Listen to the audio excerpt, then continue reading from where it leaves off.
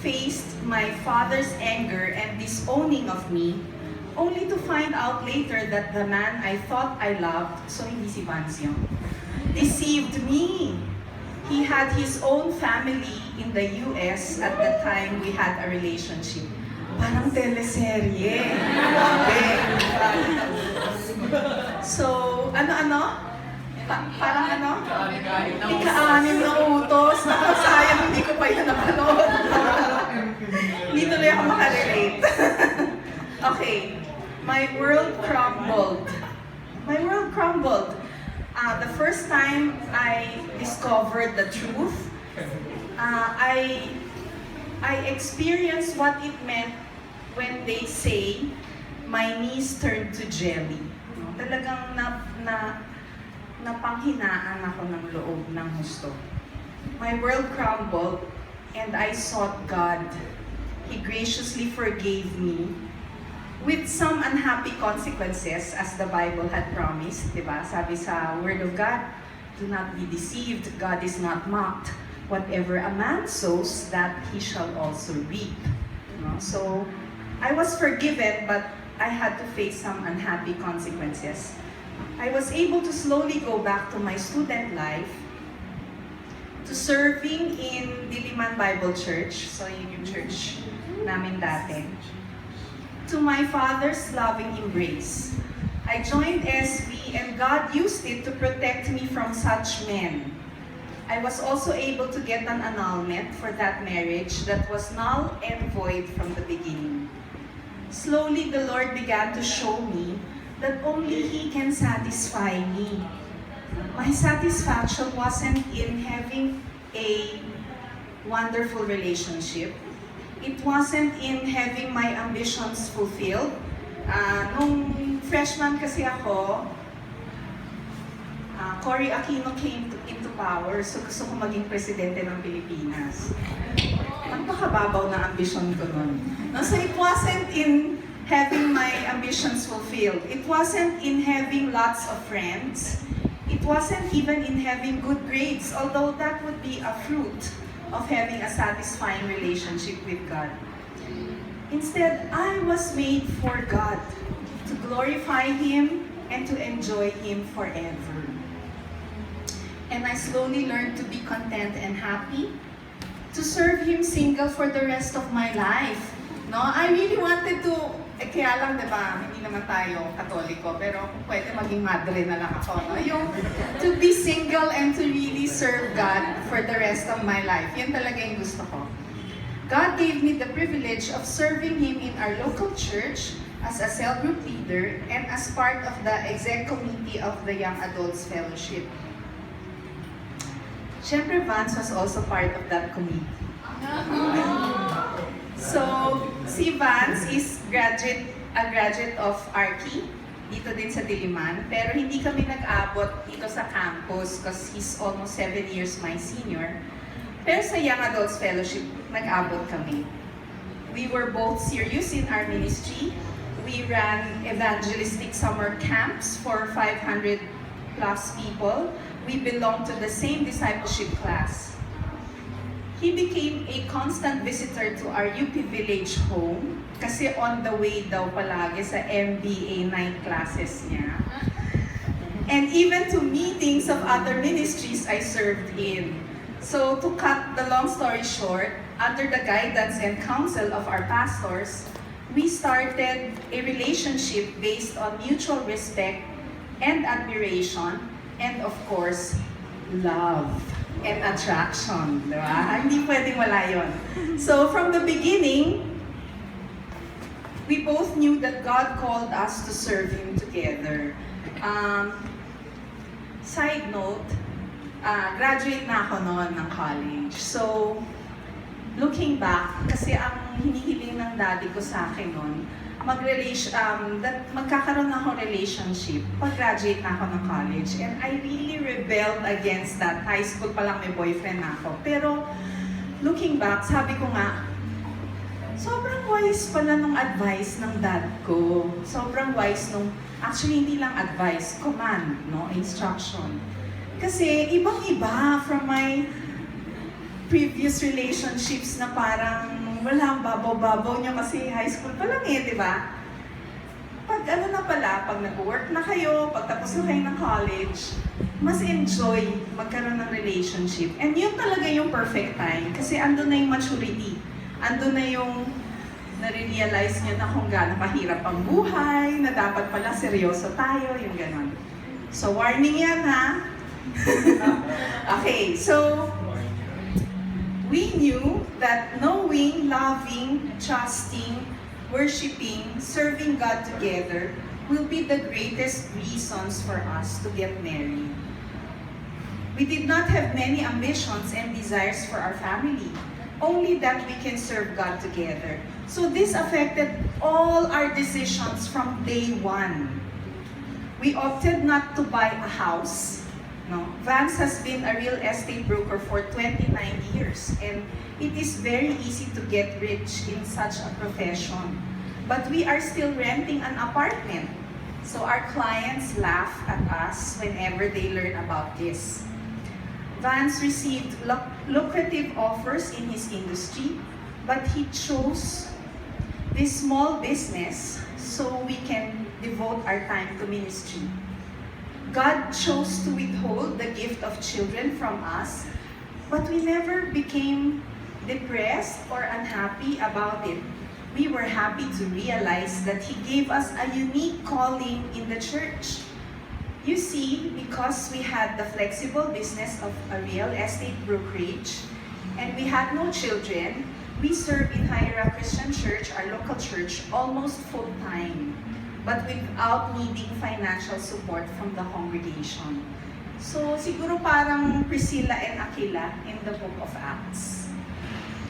Of course, we are both wretchedly sinful, and we have encountered many challenges in our 23-year-old marriage, and we continue to face them. For instance, on our 12th year, I wanted to walk out on our marriage because of my great pride and selfishness. That time, both of us were disciplined in church. So Vance was disciplined for his sinful anger. I was disciplined for my lack of submission. But the Lord used our local church elders to restore us in our relationship and to the ministry as we received weekly counsel for 1 year. I can say with all my heart now, our marriage is better than all our yesterdays. And God continually grows us together. You see, I am very blessed to be married to a wonderful guy who always exercises leadership in our family. He is also a leader in our church. And hindi lang siya masipag sa negosyo, sa ministry, sa gawaing bahay. Marami kaming katulong pero masipag siya sa gawaing bahay.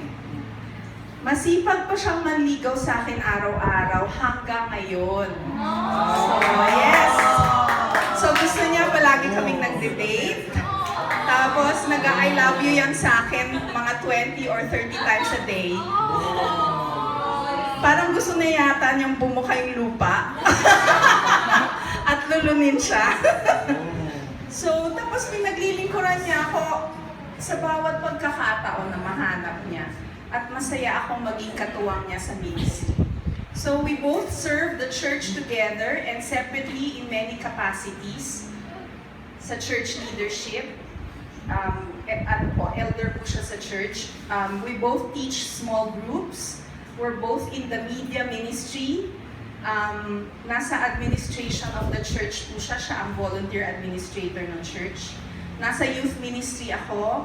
Nasa conference sales. So mamaya, papamahagi ni Viel yung ano. Kasi I want to invite all of you to our conference. So, and so many other informal areas of ministry. So si Vance kasama din siya dun sa conference management. If you had asked me, when my world crumbled at age 18, sabihin niyo, tita, ay hindi niyo pala ako tita, no? Hindi pa pala kayo pinapanak. Pero kung nung age 18, if I had been asked, if I had imagined that I would be living this fantastic life, hindi siya fantastic na super super rich kami or posh ako hindi yun Fantastic because we're both very happy in the Lord and in serving Him. But if you would have asked me, I would have said no. I wouldn't have imagined that I would be living this wonderful life. But then the Lord gave me a promise back then when I started from zero. Kasi nung na-realize ko, yung katotohanan na niloloko lang pala ako nung lalaking yun, napatawad ko na siya na matagal na. The Lord used this verse, Proverbs 4:18, and I'd like to read, "But the path of the righteous is like the light of dawn that shines brighter and brighter until the full day." Actually, funny pa nga nung una ko tong na-encounter yung verse na to. And then I was watching TV, Miss Teen America beauty pageant. It's really funny. The girls were singing, "My future's so bright, I gotta wear shades." At that time kasi parang feeling ko tapos na yung buhay ko Dahil biro mo nag-AWOL ako sa university, tinakwil ako ng tatay ko. Di ba parang ano na, di ba? Ano nang patutunguhan ko? Pero the Lord spoke to me through that song. He can even use a secular song pala, di ba? And especially through this verse. Gano'n naman hindi necessarily mawawala lahat ng problema natin. Pero walking with Jesus is really a path that gets brighter and brighter until the full day. And I am able to enjoy the many fulfillments of this promise only because Christ's righteousness was given to me at the cross. Hindi ako righteous Diba? Pasaway ako, rebelde ako. Pero that promise applied to me because of the righteousness of Christ on the cross. So I end with Romans 11:36. For from Him, and through Him, and to Him are all things. To Him be the glory forever. Amen.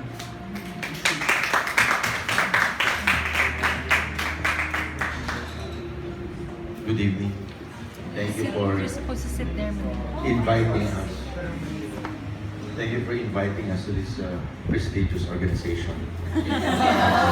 Ano ang pangalan nyo? Campus Crusade ba to? May pangasal pa! The context of our relationship started actually with, if I may present a short testimony on of our relationship.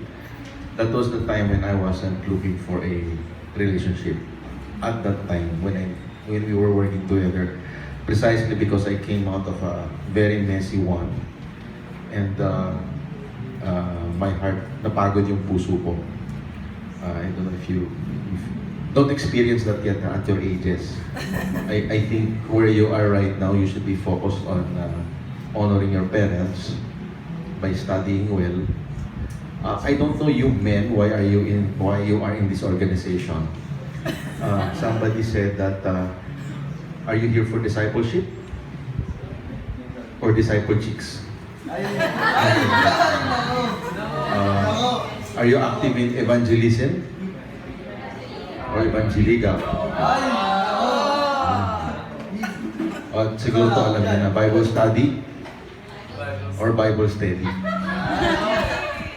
You are in a stage of your walk with God. I will presume you are all believers.